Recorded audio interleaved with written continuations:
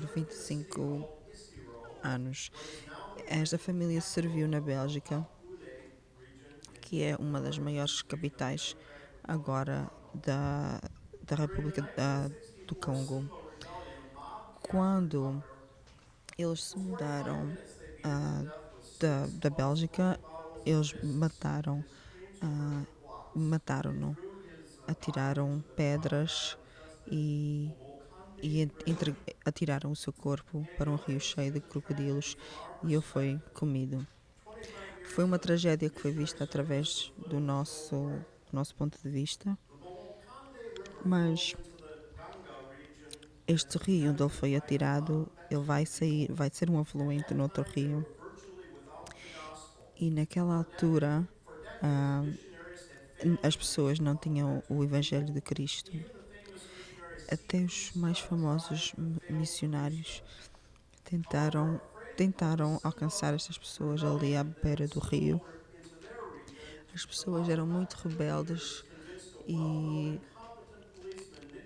convenceram um polícia muito importante para se mudar para a sua área. E tudo aconteceu que antes de ele ser assassinado, este missionário tinha dirigido estas pessoas para o Senhor, como Rei da Paz. Se o sangue de algum homem passar para o nosso rio, você tem que olhar para ouvir a sua mensagem. E ele disse como Tucker, que era o nome do missionário, derramou o seu sangue no rio, espalhou a mensagem de Jesus. Muitas pessoas acreditaram no seu nome. O Evangelho tomou lugar e começou-se a ver as maravilhas do Evangelho. E muitos milhares de crentes vieram a Jesus porque o seu rio, o seu sangue fluiu naquele rio. Eu acredito que a nossa visão de histórias como estas são diferentes na perspectiva de Deus. Ele vê um bocadinho diferente daquilo que nós vemos. Hoje eu quero falar da vontade de Deus. Às vezes existem duas vontades envolvidas. Existe a vontade de Deus, que é a vontade perfeita, e tem a nossa vontade, que é a nossa imperfeita vontade, o nosso livre-arbítrio. Por favor, notem esta passagem de Provérbios. O propósito de Deus vai sempre prevalecer em cima do coração das pessoas. A vontade de Deus é acima da nossa vontade. Estamos dispostos a submeter a nossa vontade ao Senhor. E a vontade de Deus, a frase vontade de Deus aparece várias vezes na Bíblia. E apesar das suas circunstâncias e da sua decisão, vocês devem ter confiança da decisão que Deus já fez para a sua vontade. Você não é um acidente. A vontade de Deus trouxe você por aqui e plantou você nesta igreja.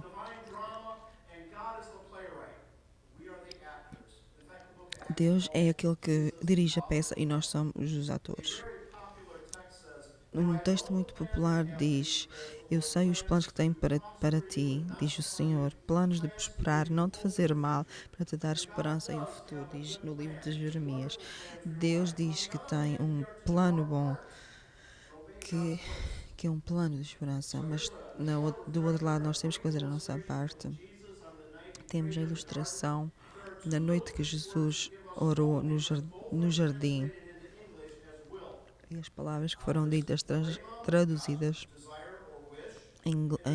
para inglês: telema, o desejo de Deus, e bule, o plano que estava a ser cumprido. E Cristo orou: se tu queres, Senhor, não os meus desejos nem as minhas vontades, mas a tua vontade, Senhor, seja feita. E era a vontade de Deus, o propósito de Deus, a vontade de Deus. Muitas vezes nós queremos forçar aquela vontade de Deus. E muitos de nós, muitas vezes, todos aqui já tentamos sobrepor a nossa vontade acima da vontade de Deus. O livro de Romanos diz, e nós sabemos que em todas as coisas Deus coopera para o bem de todos aqueles que os amam e que são chamados de acordo com o seu propósito. Nós nunca vamos ser 100% obedientes, mas mesmo assim, Deus coloca tudo junto para o nosso bem. Moisés foi nascido numa altura em que os bebés egípcios eram mortos. A sua mãe colocou-o numa cesta, mandou no rio com medo de ele fosse assassinado. E ele foi encontrado pelo faraó 40 anos mais tarde. Moisés foi príncipe do Egito, a mesma coisa do que José, a mesma coisa do que Esther, foram criados por egípcios, mas eram judeus. A história começa assim. Moisés foi visitar os hebreus e ele viu quanto árduo eles tinham que trabalhar como escravos. E ele viu um egípcio. E depois de olhar para todas as direções, Moisés matou o egípcio, e escondeu o corpo na areia. Mas no dia a seguir, viu 2 hebreus lutando. E quem disse que tu podias ser o nosso príncipe? Vais nos matar como mataste aquele egípcio ontem e enterraste na, na areia? 40 anos de preparação para se encontrar Moisés eu próprio no deserto com as ovelhas, sozinho. Que maneira incrível de uma vida de um príncipe acabar. 40 anos, através da nossa perspectiva, é uma perda de tempo, mas da perspectiva de Deus foi um treinamento. Moisés cometeu um erro? Sim, talvez. Nós não sabemos, nós não somos Deus. Mas como Moisés foi aquele que entregou o povo do Egito, ele está interessado, Deus somente, a nos fazer à sua própria imagem. Então, Deus traz-nos através de épocas de preparação, estações de preparação. Caráter é construído através dessas estações, desses períodos de espera. E o que Ele faz conosco nesses períodos vai avançar o seu reino. E tudo aquilo que Ele quer de nós é que escutemos a sua voz e que obedecemos. Moisés era uma pessoa que ficava muito raivoso, mas Paulo diz que nós temos que renovar a nossa mente e que temos que nos submeter à vontade de Deus. A sua vontade é boa e é perfeita. Talvez Moisés pensou que ele conseguiria libertar Israel através da sua influência. Apesar disso, Moisés necessitava da experiência do palácio, mas também precisava da experiência do deserto. Ele precisava de ser humilde. O seu orgulho teve que descer de tal maneira quando Deus se revelou para Moisés, ele disse que talvez Herodes podia ser o rei, o escolhido. Você sabe que aqui nós também temos sinais que não são postos, como você vê no ecrã, sinais que são colocados em destinos opostos, mas nós também temos que escolher. Talvez se Moisés tivesse sido um príncipe humilde, mas ele não era. Paulo escreveu na sua experiência de prisão, o que aconteceu realmente serviu para avançar a pregação do Evangelho de Cristo. Não faz muito sentido que ele estava sentado na prisão, avançou a pregação do Evangelho, mas Paulo sabia que Deus estava em controle. E você, das pessoas jovens, preocupam-se muito com o seu futuro, os seus matrimónios, os seus trabalhos, os seus filhos. Relaxem que Deus tem tudo sob controle. E este pregador escreveu como que a vontade de Deus é como estar num barco. Você entra num barco em Nova York e vem da Inglaterra, por exemplo. E o destino já foi determinado. A navegação já está determinada e nada pode mudar aquela navegação. Muitos passageiros têm liberdade quando estão a viajar neste barco. Podem fazer o que quiserem, mas o seu destino já está determinado. Isto mostra a soberania de Deus nas nossas vidas. E no meio das suas lutas, Jó diz que os dias do homem são determinados e Deus é que decreta quantos meses e os limites que ele vai usar, que ele quer ceder ou não. A natural trajetória da nossa vida, Deus nos dá a completa liberdade para viver uma vida que o agrada. Nós podemos confiar em Deus para guiar a nossa vida. O Salmo diz que o Senhor estabeleceu o seu trono no céu e o seu reino governa sobre todo e qualquer outro reino. Existem muitas histórias na Bíblia que falam no propósito de Deus, apesar do livre-arbítrio. José estava na prisão e depois encontrou-se a si próprio sendo rei. Mas a vontade de Deus vai ser feita apesar de qualquer coisa. Daniel, ele era um escravo na Babilônia e na Pérsia. Mas o que estava determinado teve que acontecer. Aquilo que aconteceu no livro de Esther, que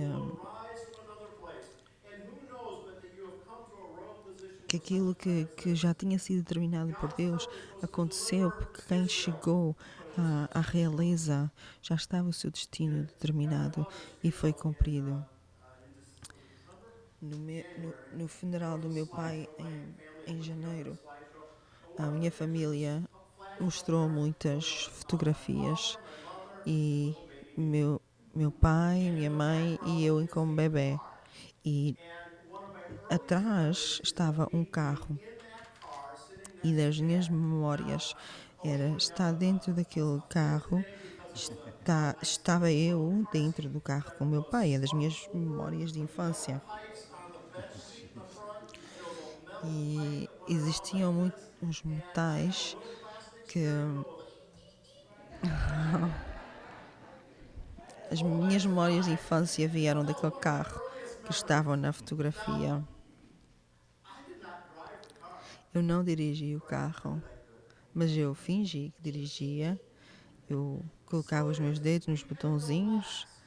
Nós podemos relaxar e podemos confiar que Deus é soberano e está olhando sobre todas as coisas grandes da nossa vida. Ele está em controle e tem responsabilidade por navegar as grandes coisas da nossa vida. Depois de 40 anos de ser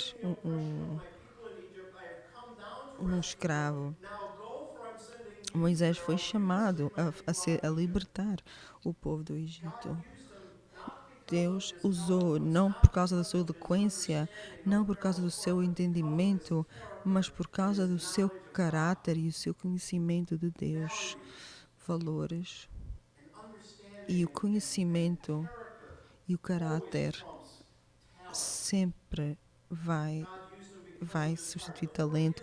Deus usou ele por causa do seu coração. Aquele tempo no deserto foi muita utilidade para o reino de Deus. Muito, por exemplo, eu e a minha esposa estivemos na, na China e, e nós fomos chamados outra vez para a Ásia como missionários. Os nossos corações disseram que nós queríamos ir para a China,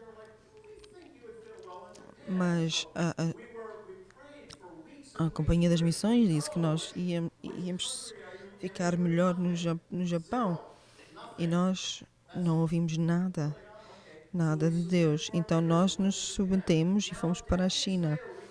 Décadas mais tarde, e vimos que realmente não importava.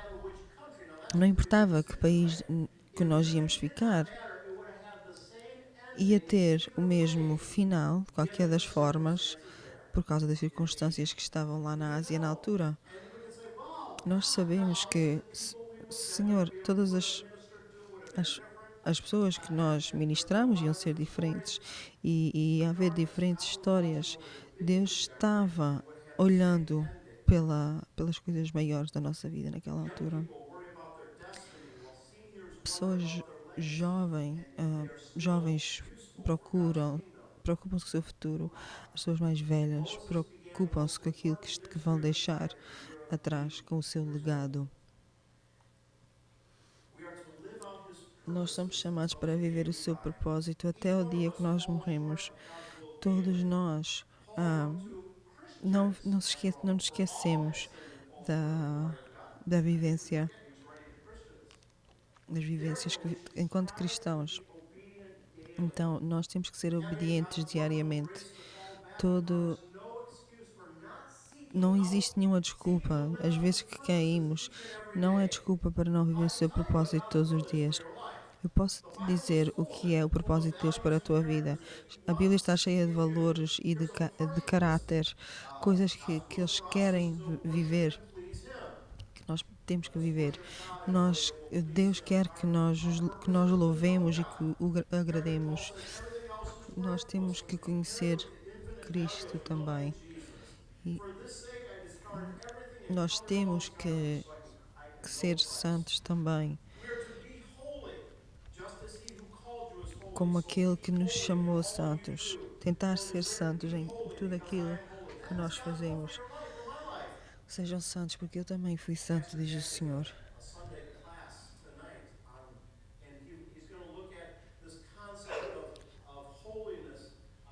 O conceito de ser santo é um conceito muito abrangente.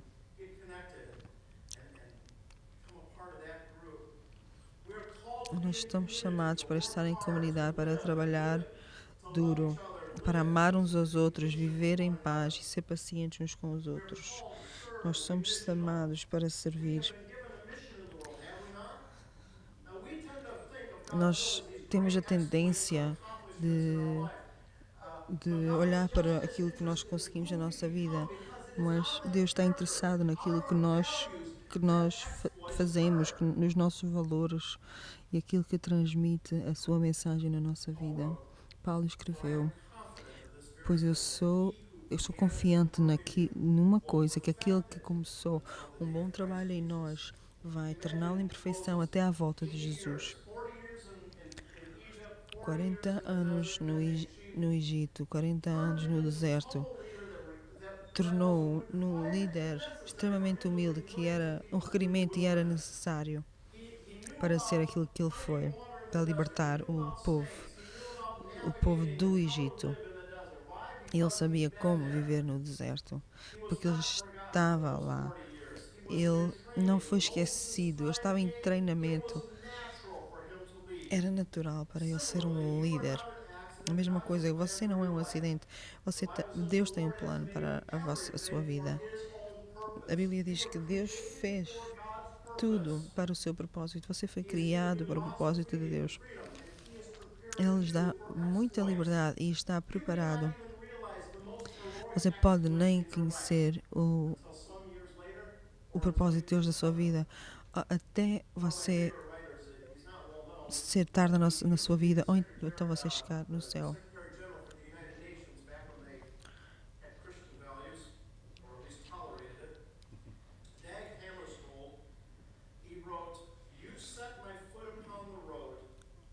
Você, Deus, pôs o meu pé na estrada e por aquilo que tudo que você fez, Senhor,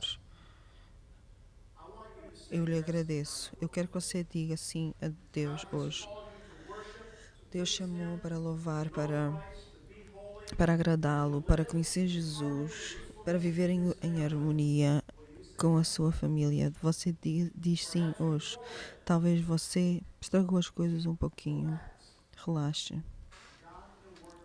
Deus pode trabalhar todas as coisas, todas. Não é uma desculpa para nós vivermos da maneira que quisermos, mas nós sabemos que Deus tem tudo em controlo. E nós um dia vamos ouvir: muito bem feito, estás no meu agrado, meu fiel servo.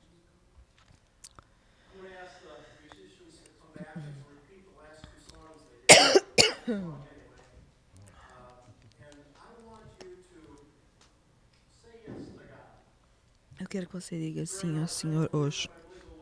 Durante o nosso tempo de louvor, existem pessoas aqui que estão sem coragem, que estão deprimidos e sentem que vocês querem uma oração especial. Eu quero encorajar vocês a vir para o altar e vir orar e dizer sim para Ele. Se você quer uma oração especial, vai haver alguém que vai orar por você. Seja uma cura, o que for na sua vida, existem pessoas que sabem orar e que vão orar por você. Vamos nos levantar. Senhor meu Deus e meu Pai, nós te agradecemos. Obrigado, Senhor. Tu és um grande, grande Pai, Senhor. Que tu podes transformar tudo para o nosso bem. Tu és um Deus grandioso que pode tirar o livre arbítrio de 7 bilhões de pessoas deste planeta, Senhor. Senhor meu Deus e meu Pai, eu oro, Senhor, que tu possas falar com os meus amigos aqui hoje. Talvez alguma canção, Senhor, que lhes tenha tocado. Eu oro, Senhor, para que tu os confortes com o teu louvor, Senhor. Talvez existe uma pessoa jovem aqui que está preocupada com o seu futuro. Eu oro, Senhor, para que eles possam se acalmar. Talvez exista uma pessoa idosa aqui e que está preocupada com aquilo que vai deixar, o seu legado que vai deixar. E quero que essa pessoa venha aqui e agradeça a ti, Senhor, pelo aquilo que tu tens feito, Senhor. Senhor meu Deus e meu Pai, eu oro por aqueles que estão a buscar uma cura, que estão deprimidos, que não têm coragem, que estiveram sob ataque do inimigo esta semana, Senhor. Eu oro, Senhor, que esta canção que vamos cantar agora, Senhor, em nome de Jesus. Amém.